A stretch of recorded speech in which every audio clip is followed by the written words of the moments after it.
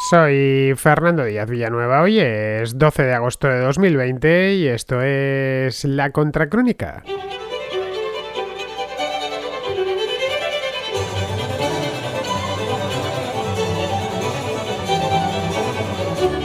El pasado domingo se celebraron elecciones presidenciales en Bielorrusia, que es un pequeño país de 9 millones y medio de habitantes emparedado entre Rusia, Ucrania, Polonia y las repúblicas bálticas.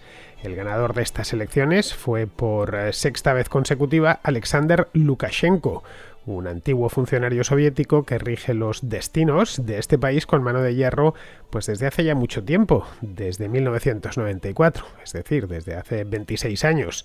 La victoria de Lukashenko este domingo fue, pues como en todas las ocasiones anteriores, fue arrolladora. Se hizo con el 80% de los votos, pero la oposición, que esta vez estaba capitaneada por una independiente llamada Svetlana Tikhanovskaya, denunció fraude electoral en medio de un levantamiento popular que ha ido ganando volumen a lo largo de los últimos días.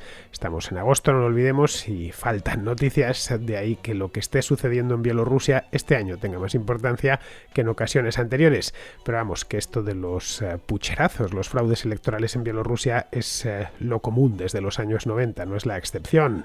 Bien, Tikhanovskaya abandonó ayer el país y se exilió en la vecina Lituania. Lo dijo por un vídeo de YouTube que retransmitió y que se ha dado por todos los periódicos.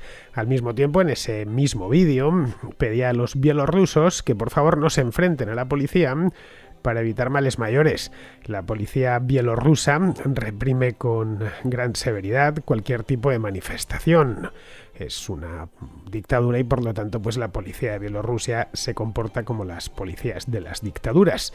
Bien, el régimen de Bielorrusia, el régimen de Lukashenko, está apoyado por el Kremlin, pero fuertemente cuestionado por la Unión Europea.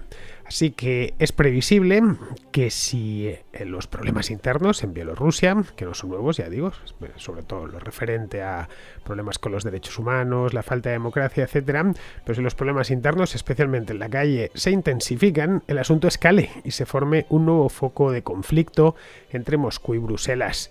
Esa es la teoría. En la práctica, probablemente termine el asunto como en otras ocasiones.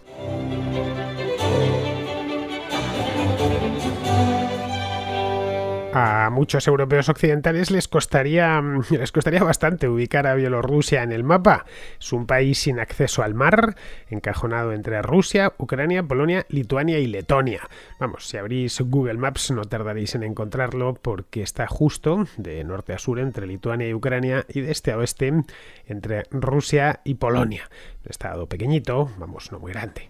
Más grande que Lituania, pero mucho más pequeño que Ucrania. Debe de tener unos 200.000 kilómetros cuadrados, es decir, algo mayor que Uruguay y algo menor que Rumanía. Y bueno, tiene solo 9 millones y medio de habitantes. Como Estado independiente nunca había existido antes de la implosión de la Unión Soviética, allá por el año 1991. Además, el nombre tampoco ayuda, que se lo identifica fácilmente porque Bielorrusia, Rusia, en fin, que es relativamente fácil, por lo menos en español, en inglés se llama Belarus, de ahí que quizás sea más fácil recordarlo, pero para los hispanohablantes, pues ponerle lo del bielo delante, pues es fácil que se retire mentalmente.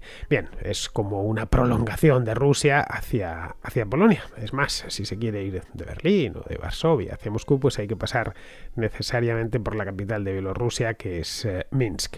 Bien, antes de que colapsase la Unión Soviética y desapareciese como tal, en el año 1990, la República Socialista Soviética de Bielorrusia, la URSS era eso mismo, una unión de repúblicas socialistas soviéticas dirigidas con mano de hierro desde Moscú.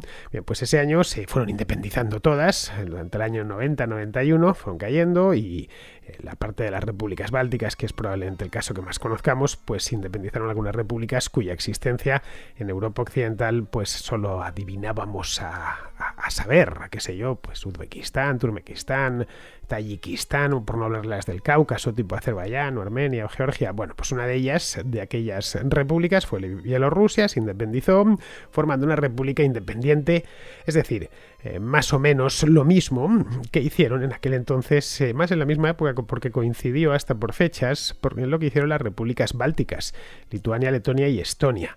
Pero en cambio, a pesar de ser vecino de las repúblicas bálticas, como os decía, hace frontera con Letonia y con Lituania, Bielorrusia siguió un camino muy distinto. Su democratización se frustró en la primera mitad de los años 90, a diferencia de lo que sucedió en Lituania o en Letonia. El caso de Bielorrusia es más parecido al ucraniano que al báltico. Se frustró además justo con la llegada de Lukashenko en el año 1944 y el país cayó en manos de un antiguo funcionario soviético, que es este tipo que tanto está dando que hablar ahora, y es curioso que Lukashenko de que hablar ahora 26 años después, cuando lleva tanto tiempo en el poder. Bueno, pues este hombre, Alexander Lukashenko, había trabajado como funcionario en una granja colectiva, antes de eso había sido militar, en fin, que cuando le llegó el turno de la independencia a Bielorrusia, él no era muy mayor, no tenía ni siquiera 40 años, pero los había empleado los años previos en hacer una carrera soviética casi modélica. Bien, en aquel entonces, cuando se independizó en el año 94, estamos hablando, Lukashenko tenía solo 39 años y lo primero que hizo fue detener en seco el proceso de democratización y de occidentalización que había dado lugar que estaba produciéndose en la recién nacida República Bielorrusa. Nunca llegó a tomar demasiada forma, pero la idea que tenían muchos bielorrusos, como muchos lituanos, como por supuesto otros políticos de Polonia, Eslovaquia, por supuesto también en Ucrania, era pues convertir a Bielorrusia en un país europeo más, con una democracia liberal, abierto al mundo, etcétera, en el que se respetasen los derechos civiles y las libertades como la de prensa, de asociación, etcétera. Vamos, que hoy a Bielorrusia no fuese motivo, que 25 años después Bielorrusia no fuese motivo de manifestaciones porque el gobierno es autocrático y hace fraudes electorales en cadena. De la misma manera que apenas hablamos de Letonia, pues a los bielorrusos les encantaría que no tuviésemos que hablar de Bielorrusia, al menos para estas cosas.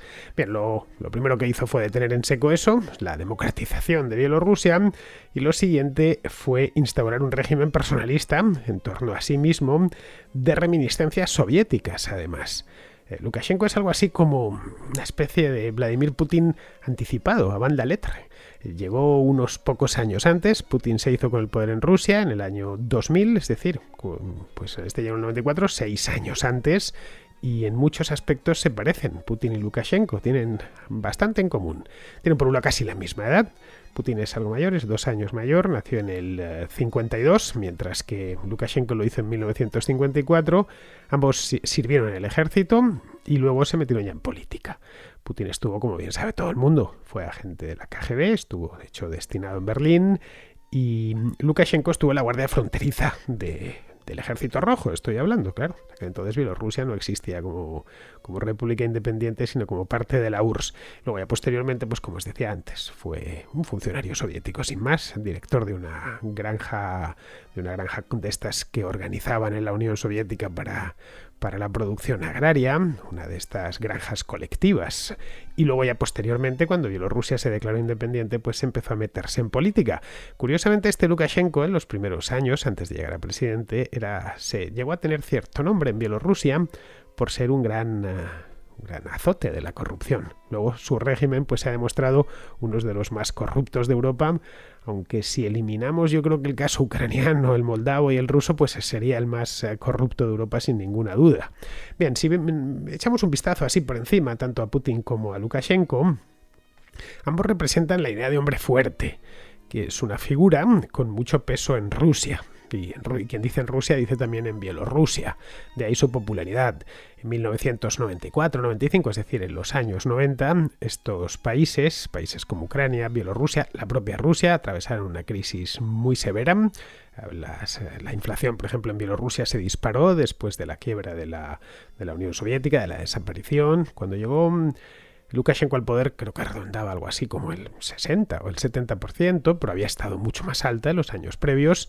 Bueno, los que tenemos cierta edad recordamos lo mal que llegó a estar la antigua Unión Soviética durante el primer lustro de los años 90, y eso ocasionó que apareciesen pues algunos líderes, como el caso de propio Lukashenko o el caso de Vladimir Putin, líderes que decían que ellos lo iban a resolver todo, es decir, esa idea del hombre fuerte. En el caso ruso, Putin se preocupó al menos de mantener la ilusión de que existía una democracia. En los últimos 20 años en Rusia esa ilusión se ha permanecido. Es decir, hay elecciones, bueno, también las hay en Bielorrusia, pero en el caso ruso al menos hay partidos políticos, se juega un poquito más la carta de que parezca que hay cierta libertad. A los disidentes se les persigue, pero no con la saña, que en Bielorrusia. Vamos, que en Rusia se admite cierta disidencia. A fin de cuentas, todo el poder de Putin descansa básicamente en el control férreo de los resortes económicos, no necesariamente porque sean empresas estatales, sino porque son empresas favorecidas por el Estado y cercanas al gobierno, y sobre todo en una prédica constante de patriotismo. Esto último, lo del patriotismo, en Rusia funciona bastante bien. Pero claro, en Bielorrusia no es tan sencillo, porque Bielorrusia, a diferencia de Rusia, no tiene una identidad nacional tan clara y tan bien definida como es el caso ruso.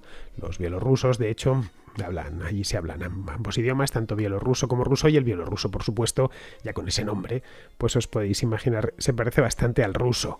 Pues bien, Lukashenko, quitando esta parte del patriotismo, a la que no pudo darle tanto fuelle como si le había dado Putin en Rusia, lo demás hizo lo mismo.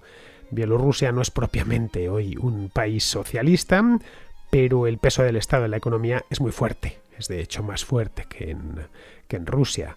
Casi la mitad de los bielorrusos trabajan en empresas estatales, y cuando digo estatales es de titularidad estatal, y la otra mitad lo hacen en empresas privadas que cuentan con el favor del gobierno, es decir, un sistema muy similar, un esquema por lo menos muy similar al que mantienen en Rusia desde hace ya 20 años.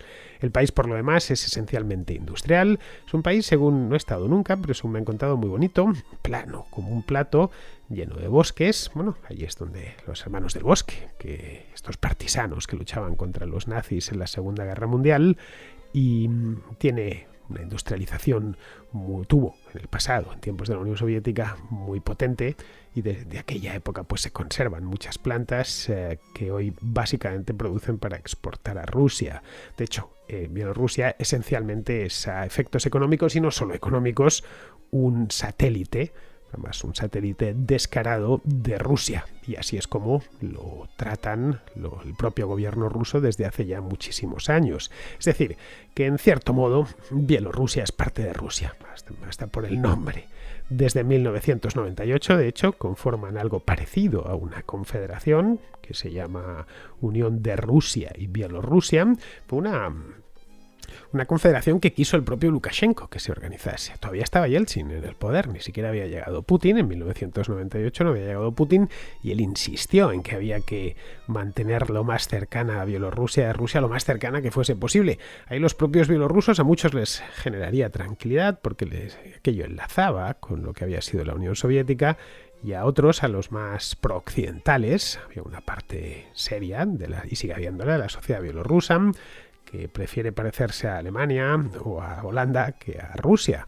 Bien, pues esta idea de los años 90 de Lukashenko de crear la unión de Rusia y Bielorrusia fue el emblema de lo que quería hacer con el país, y bueno, por lo demás de lo que ha terminado haciendo con el país.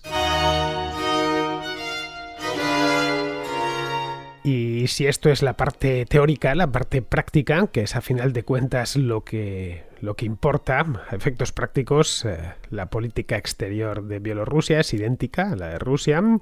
En algunos casos, de hecho, la política exterior de Bielorrusia es más prorrusa todavía que la del propio gobierno ruso, y es por ello que muchos hablan de Bielorrusia pues casi como un protectorado ruso.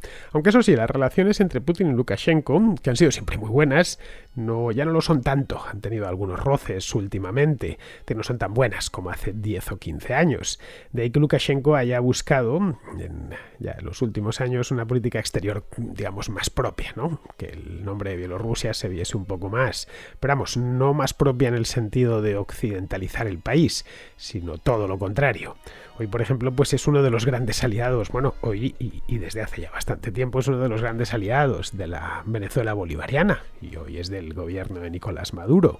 Bueno, en tiempos de Chávez, el propio Chávez llegó a decir que el tipo de Estado socialista que quería crear era como Bielorrusia.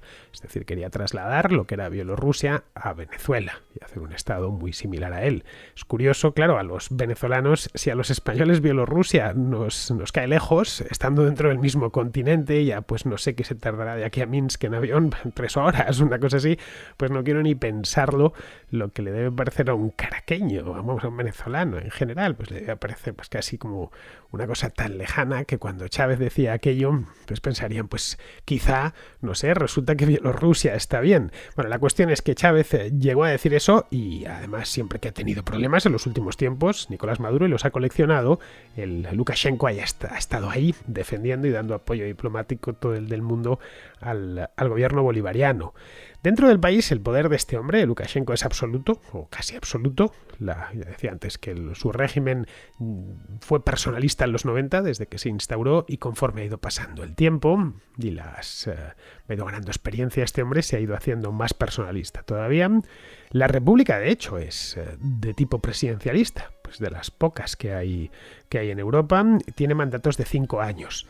En origen, y con la constitución que trajo el propio Lukashenko, nada más se podían empalmar 2 mandatos, es decir, que el presidente solo podía ser presidente durante 10 años. Pero bueno, como él vio que se tenía que ir, pues en el año 2004 cambió la constitución para hacerlo indefinido. Que en el caso de Lukashenko, pues yo creo que lo que espera es que sea no ya indefinido, sino vitalicio. Todas las elecciones desde aquel entonces, desde el 94, han sido impugnadas por fraude, tanto dentro como fuera del país, especialmente fuera, porque dentro ciertas cosas se pagan caras. Bueno, hasta el punto que el Consejo de Europa es un lugar donde tiene la sede en Estrasburgo, es un lugar en el que cabe casi cualquier cosa, incluida la propia Rusia, está en el Consejo de Europa, está también Ucrania en el Consejo de Europa. Es decir, que no es la Unión Europea, vamos, que es más selecta con el tema de las democracias. No, en el caso del Consejo de Europa pueden entrar democracias muy tremendamente imperfectas. Bueno, pues a Bielorrusia la expulsó por adulterar los resultados electorales de manera sistemática. La libertad de expresión, de prensa, etcétera, las libertades formales con las cuales estamos habituados a convivir en las democracias, pues está en Bielorrusia muy restringida, la de expresión desde luego y la de prensa también, y el gobierno vulnera los derechos humanos de manera continua. Vamos, las denuncias son, desde hace 25 años, son el pan nuestro de cada día. Pues bien, esto es en líneas generales Bielorrusia, un país dictatorial y de aspecto algo surrealista. Si podéis echar un vistazo a fotografías de Minsk o vídeos, mejor, entrad en YouTube y mirad algunos vídeos, algún documental.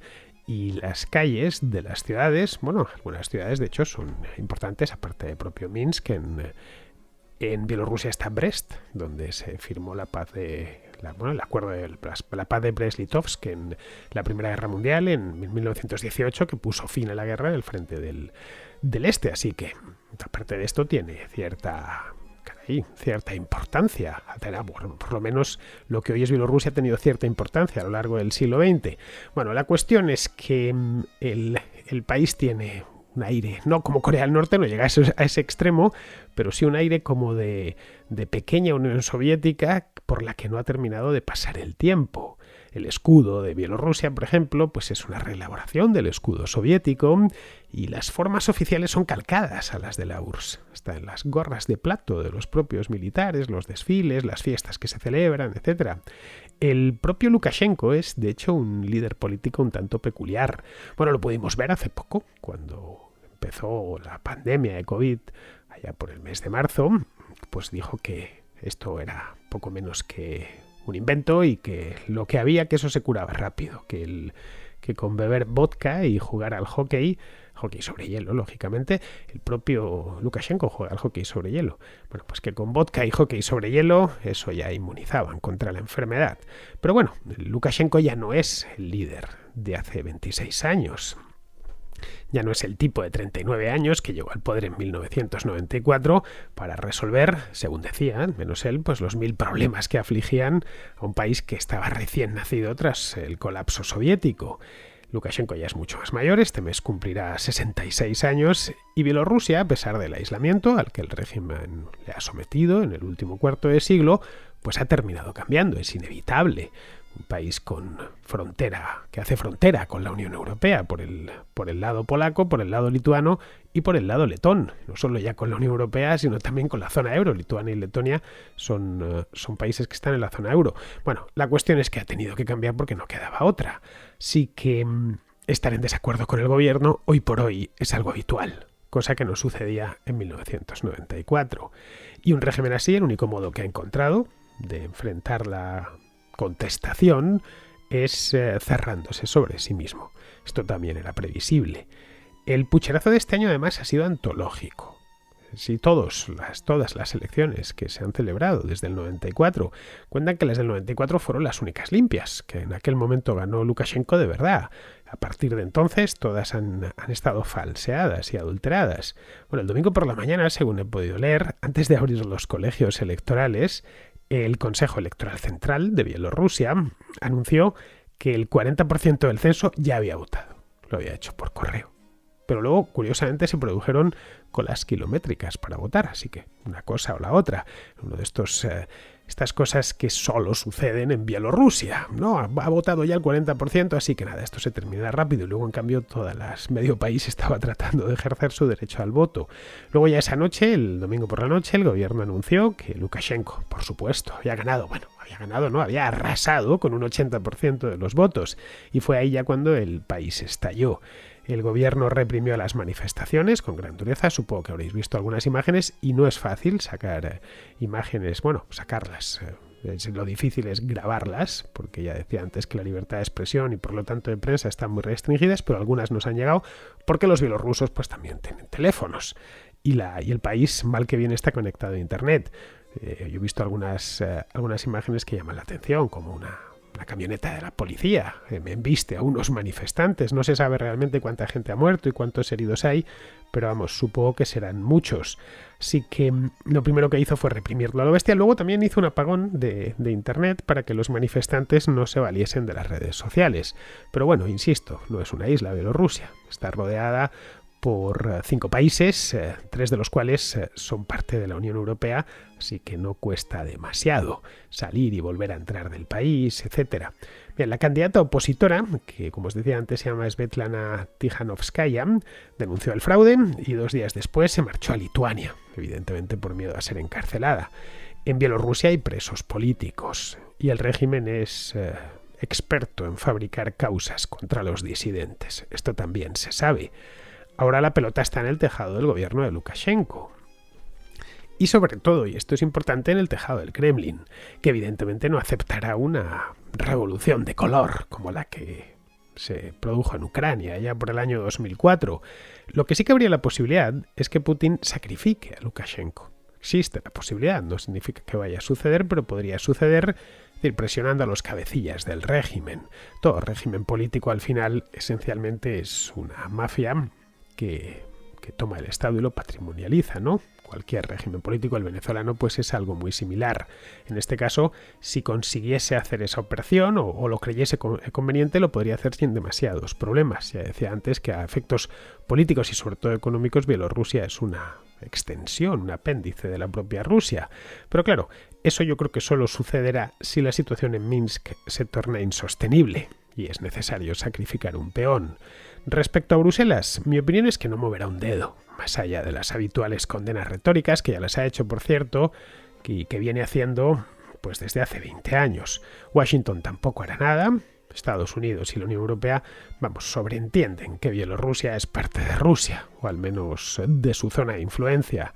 Realmente este desdichado país a nadie le interesa, salvo a los propios bielorrusos. Y quizá a los polacos o a los lituanos, a quienes les gustaría tener un país amigo al este para, que les alejase un poco la frontera rusa.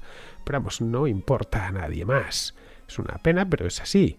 Bielorrusia carece de valor estratégico y su PIB es inferior al de Ecuador, para que nos hagamos una idea. Carece de costa, de recursos naturales y seguramente también de esperanza.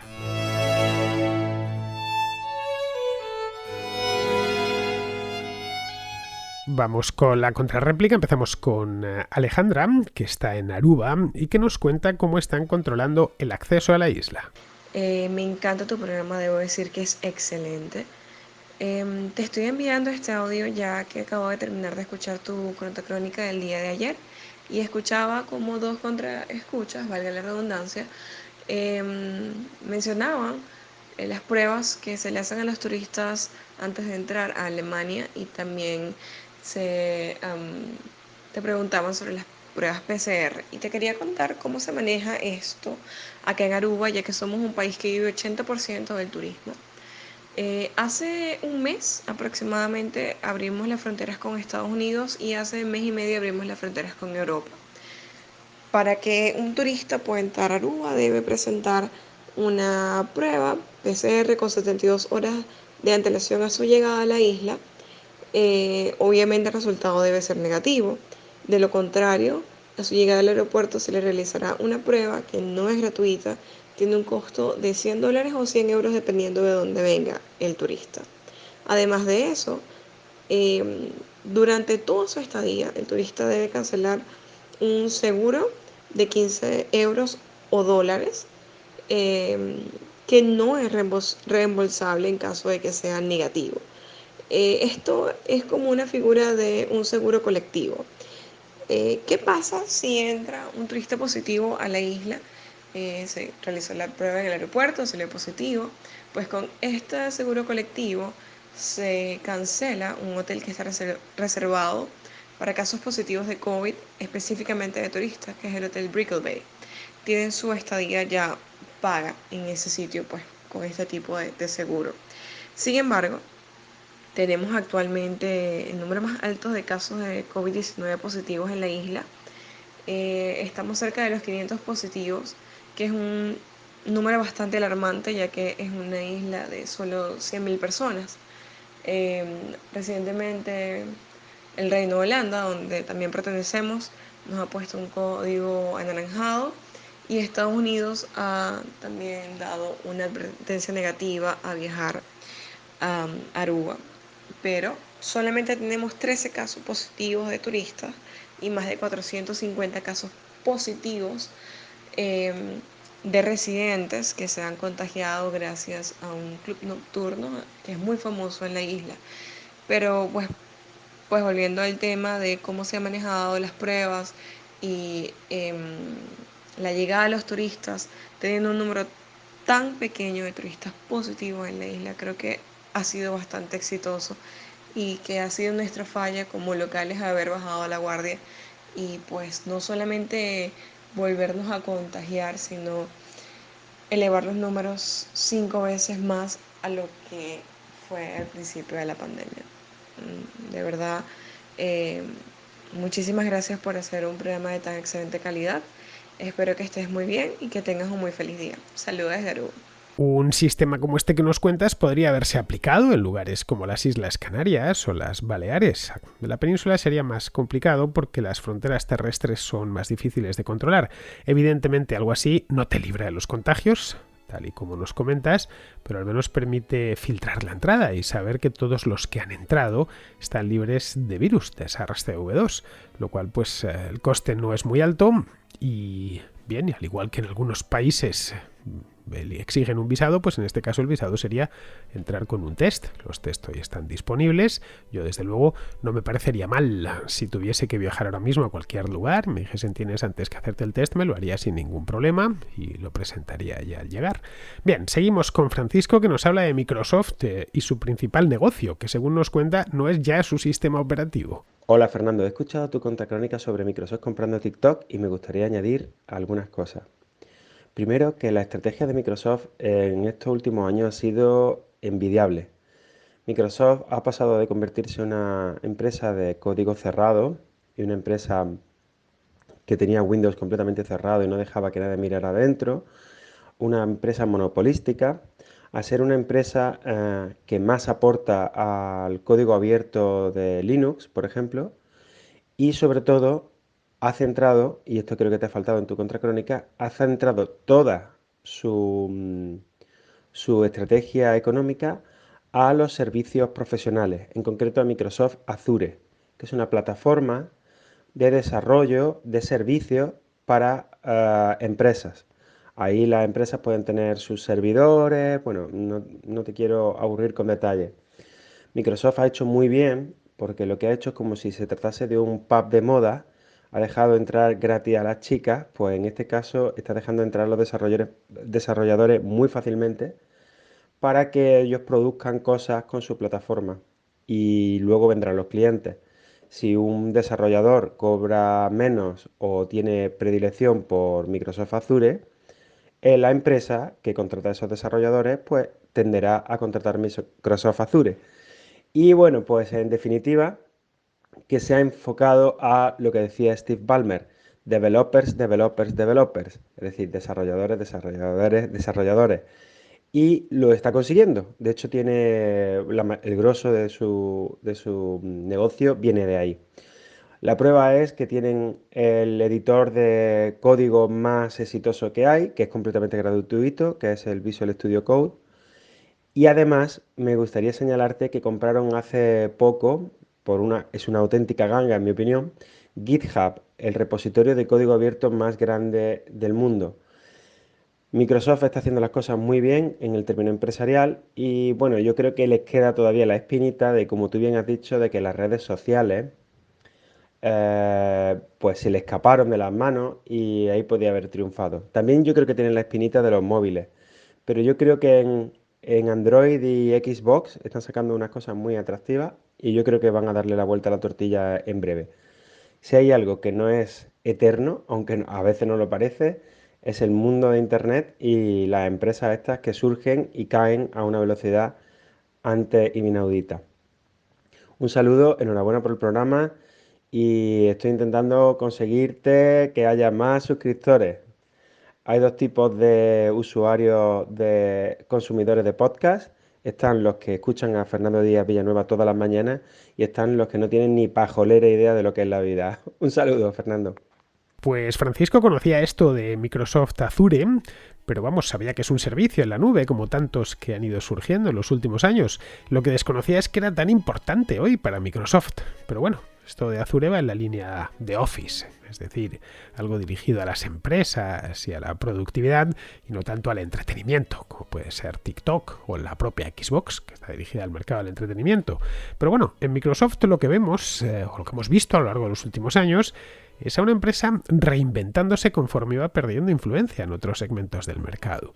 Una empresa bien gestionada a largo plazo. Es exactamente eso lo que podríamos denominar a Microsoft. Vamos, una organización preparada para los cambios y que reacciona a las nuevas tendencias. Respecto a los suscriptores, ya que te haces eco de ellos, pues en estos momentos creo que faltan unos 400, así que al paso que vamos, en fin, en un par de días se habría alcanzado los 100.000. Estoy ya pensando en el vídeo de celebración y a los que estéis al otro lado, si todavía no os habéis suscrito a Díaz Villanueva, pues hacedlo ya porque queda muy poquito para Díaz Villanueva en YouTube, quiero decir, queda muy poquito para alcanzar los 100.000 y haré el vídeo especial y tengo además a Rufino ilusionadísimo. Yo creo que ya solo por eso merece la pena suscribirse. Bien, vamos ahora con Juan, que nos habla de las redes sociales en Internet y los algoritmos que habitan en su interior. Acabo de escuchar tu contra sobre Microsoft y quería aportar un detalle importante en el tema de las redes sociales. Un tema del que se está hablando ahora, pero del que yo tengo conocimiento hace bastante tiempo, ¿vale? Mi mujer es informática, es ingeniera.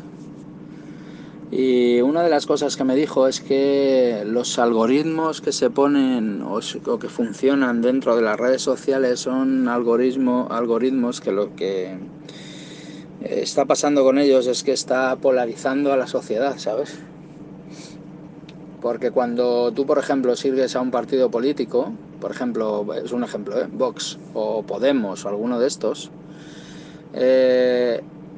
casi toda la información que te empieza a llegar es sobre esos partidos, ¿vale?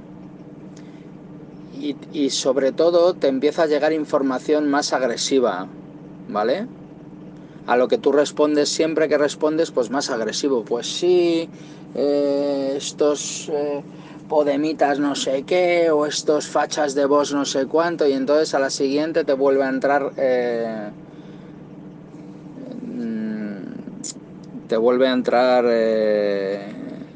los Twitter o lo de Facebook, etcétera, mucho más agresivo, ¿vale? Y esto está creando un caldo de cultivo en el que las sociedades están muy enfrentadas, muy polarizadas y con mucho odio, ¿vale? Esto, de lo que te estoy contando, por eso, bueno, entre otras cosas, por eso mi mujer, en mi casa, nosotros no utilizamos las redes sociales, solo utilizamos YouTube para ver algún vídeo o algo así, o para seguir algún canal como vuestro, pero nosotros no utilizamos ninguna red social por este mismo motivo, porque nos dimos cuenta, mi mujer me contó lo que estaba pasando, porque en su mundo es sabido el tema, ¿vale?